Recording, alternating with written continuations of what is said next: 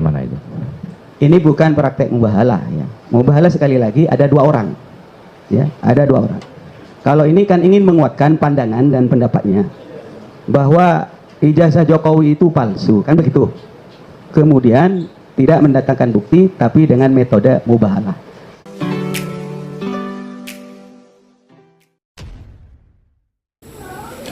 Assalamualaikum warahmatullahi wabarakatuh. Kembali berjumpa dengan saya di channel Gagasan Progresif 79. Sahabat sebangsa dan setanah air di mana saja Anda berada. Sidang Gus Nur kembali berlanjut dan kemarin itu menghadirkan saksi ahli, yakni Kiai Misbahul Munir. Dia adalah salah satu pengurus MUI Pusat dan juga pengurus besar Nahdlatul Ulama.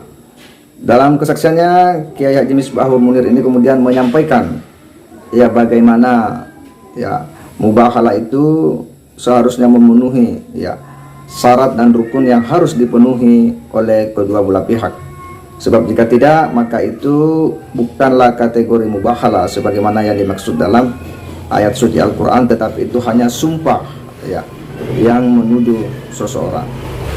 Dan apa yang terjadi memang nampak bahwa Bambang Tri dan Gus Nur dalam mubahalah itu hanya dilakukan ya satu kelompok saja. Untuk lebih jelasnya kita akan simak bagaimana penjelasan daripada Kiai Haji Misbahul Munir ini. Konten YouTube yang tadi saudara akan sampaikan sebelum dipanggil polisi, saudara sempat lihat dari A sampai Z. Itu kan di sana ada mubahalah. Baik. Dilakukan oleh Bambang Tri, kemudian yang menuntun adalah Pak Gus Nur, kemudian ada pihak ketiga yang mau megang Al-Quran. Baik. Nah, menurut saudara ini, nah ini pendapat ya, saksi sebagai pendapat saudara selaku ahli ya. Ini bagaimana pendapat ahli mengenai hal ini? Kalau yang dipraktekkan oleh Gus Nur sama Pak Bambang Tri, saya sebut bukan mubahalah, tapi menuduh orang pakai sumpah. Sumpahnya itu diperberat dengan mubahalah. Namanya taghlidul yamin. Ada juga Qur'annya Gus ya, pakai Qur'an. Kemudian pakai mubahalah istilahnya. Praktek semacam ini kalau disebut mubahalah ya bukan mubahalah, itu namanya menuduh, tapi pakai sumpah. Menuduh pakai sumpah. Dan menuduh pakai sumpah dalam agama Islam itu tidak dibenarkan. Gitu. Kalau orang menuduh dalam Islam itu dikatakan al-bayyinah 'alal mudda'i. Bagi orang yang nuduh harus mendatangkan bukti yang mulia. Wal yamin 'ala man angkaroh. Bagi orang yang diingkar, artinya yang tertuduh, cukup dengan sumpah. Jadi bukan dibalik, bukan yang menuduh sumpah kemudian yang tertuduh suruh mendatangkan bukti, itu terbalik kalau dalam ajaran Islam. Demikian yang mulia. Yang menuduh ya, yang menuduh yang bersumpah. Jadi yang menuduh ini, saya ulangi, yang menuduh al-bayyinah 'alal mudda'i, yang menuduh itu harus mendatangkan bukti. Harus mendatangkan bukti. Yeah. Dan wal yamin 'ala man angkaroh, dan sumpah bagi orang yang ingkar. Cek saldo rekeningmu, cek keberkahan rumah tanggamu, kamu akan hancur sehancur-hancurnya, karena yang kamu ingkari bukan Mas Bambangnya tapi Al-Qur'annya. Pendapat saudara bagaimana itu? Ini bukan praktek mubahalah ya. Mubahalah sekali lagi ada dua orang ya, ada dua orang. Kalau ini kan ingin menguatkan pandangan dan pendapatnya bahwa ijazah Jokowi itu palsu, kan begitu. Kemudian tidak mendatangkan bukti tapi dengan metode mubahalah. Istilah mubahalah yang dipakai izin salah. Kenapa salah? Karena tidak sesuai dengan syaratnya. Harusnya dia sama-sama tahu, sadar, mengerti tentang faktanya, sama-sama punya bukti, baru kemudian dia diajak mau, maka disebut mubahalah. Kalau masing-masing bukan mubahalah, namanya menuduh dengan penguatan.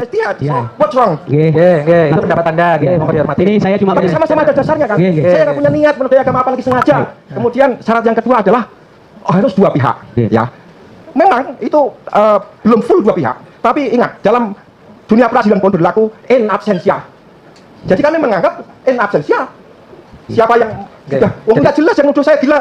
Oke, jadi pertanyaannya apa nih, Pak? Lah, Ya, kalau kita simak dalam persidangan ini bagaimana ya Bambang Tri ini ya berkali-kali kemudian menolak apa yang disampaikan oleh saksi ahli. Demikian pula saksi ahli ini bagaimana dicecar juga oleh pengacara ya terkait dengan keterangan-keterangan yang diberikan. Dan nampak kita lihat di sini bahwa apa yang disampaikan oleh Bambang Tri ya itu seolah-olah tidak mau ya menerima sebuah kesaksian yang disampaikan oleh ahli ini, padahal saksi ahli ini ya dihadirkan dalam rangka untuk memberikan keterangan sesuai dengan keahlian yang dimilikinya sebagai ahli agama, bukan sebagai saksi fakta. Nah, disinilah sebenarnya ya kita bisa melihat bagaimana sikap daripada Bambang Tri yang selalu ya memposisikan agar apa yang selama ini dilakukannya, penelitiannya, sumpahnya, mubahalanya itu harus ya dipaksakan cara berpikirnya kepada orang lain, bahwa apa yang dia lakukan itu adalah sebuah kebenaran, dan bahwa mubahalah yang dilakukannya juga itu adalah upaya untuk membuktikan ya atas tudingannya, karena telah diawali dengan bukti-bukti hasil penelitian menurutnya.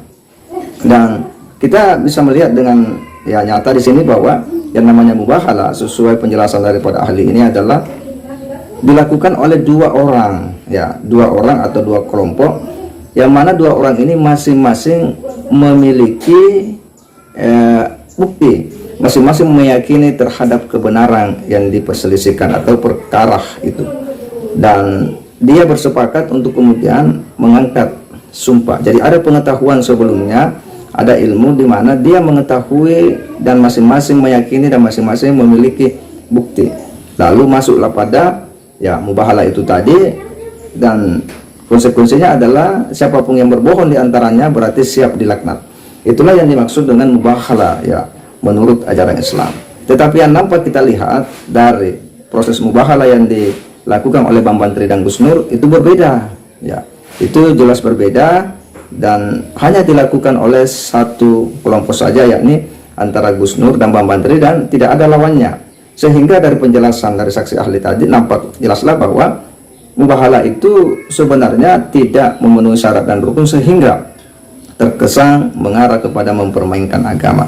Nah, disinilah sebenarnya ya kekeliruan dan ya kesalahan yang dilakukan oleh Bambang Tri dan Gus Nur, karena melakukan hal-hal yang sebenarnya itu tidak lazim dilakukan ya hanya karena sebuah nafsu untuk kemudian ya menuding seseorang ya sebuah hasil penelitiannya yang itu sebelumnya juga sudah bermasalah karena sudah diponis ya hukum sebelumnya, sudah pernah dipenjara karena membuat buku Jokowi undercover.